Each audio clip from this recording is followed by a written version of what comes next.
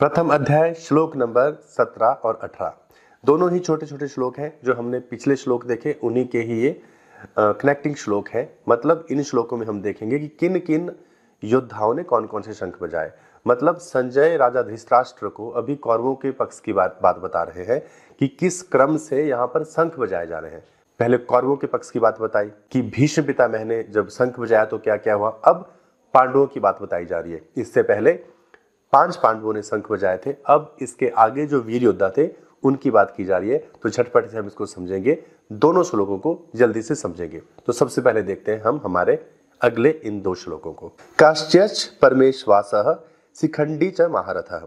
तो यहाँ काश्यच का मतलब है काशीराज, परमेश्वास का मतलब है श्रेष्ठ धनुष वाले, शिखंडी च महारथ और महारथी शिखंडी, धृष्टद्युम्नो धृष्टद्युम्न, राजा विराट विराटश, सात्यकिश अपराजितः अजेय सात्यकी, इनके जिनको कोई हरा नहीं सकता, द्रुपदो तो द्रुपद धृष्टद्युम्न के पिता हैं, द्रौपदयाश द्रौपदी के 5 पुत्रों की बात हो रही है, सर्वश चारों ओर से पृथ्वीपते, यहाँ पे राजा की बात हो रही है। संजय जब उनको कहते हैं धृतराष्ट्र को पृथ्वीपते उनको कहकर संबोधित किया।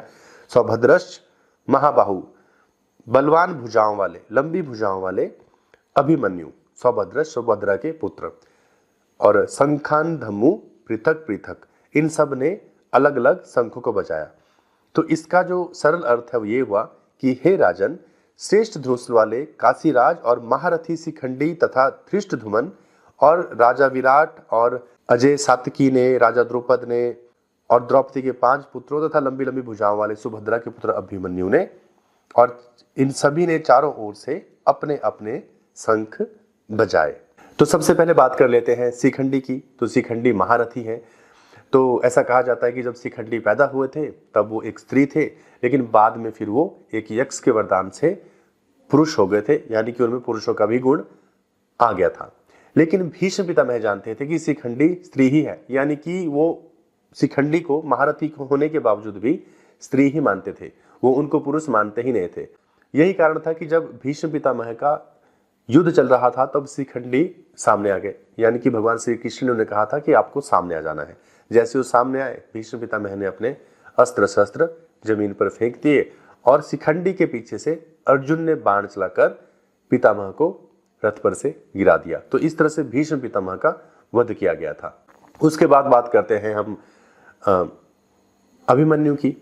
तो अभिमन्यु सुभद्रा के पुत्र थे, वो भी बहुत बाहुबली थे। उनका वध भी द्रोणाचार्य के द्वारा निर्मित चक्रव्यूह से किया गया। अभिमन्यु को चक्रव्यूह भेदना आता था, लेकिन उससे बाहर निकलना नहीं आता था, क्योंकि जब अभिमन्यु गर्भ में थे तब अर्जुन सुभद्रा को चक्रव्यूह भेदन सिखा रहे थे। तो अब जब अर्जुन सुभद्रा को ये सिखा रहे थे तो सुनते सुनते नींद आ गई। अभी भेदन सिखाया था, उतना गर्भ में जो अभिमन्यु था उसने सुन लिया, लेकिन उसके बाद माता सो गई तो अभिमन्यु भी सो गया।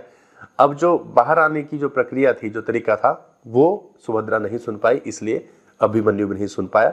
इसीलिए जब वो चक्रव्यूह के अंदर चले गए तोड़ते हुए तो बाहर नहीं आ पाए, और तब 6 महारथियों ने मिलकर उनको गलत तरीके से, अन्यायपूर्ण तरीके से उनका वध किया। दुशासन ने निहत्थे अभिमन्यु के सिर पर धोखे से वार किया, जिससे वीर अभिमन्यु की मृत्यु हो गई थी। अब यहाँ पर एक और प्रश्न खड़ा होता है कि जब संजय ने कौरवों के पक्ष की बात कही, यानी कि जब शंख वाली घटना घटती है, तो वो सिर्फ भीष्म पितामह के बारे में बताते हैं कि भीष्म पितामह ने जोर से शंख बजाया और उसके बाद सारे शंख एकाएक बज उठे, एक उस तरह से बताया। लेकिन यहाँ पे पांडवों के बारे में भी बताते हैं, 5 पांडवों के बारे में, कि कृष्ण ने कैसा बजाया पहले, फिर 5 पांडवों ने कैसे शंख बजाया, और उसके बाद भी 18 और वीरों का एक एक करके संजय धृतराष्ट्र के सामने नाम लेते हैं कि कैसे करके इन सब वीरों ने अपने अपने शंख बजाए।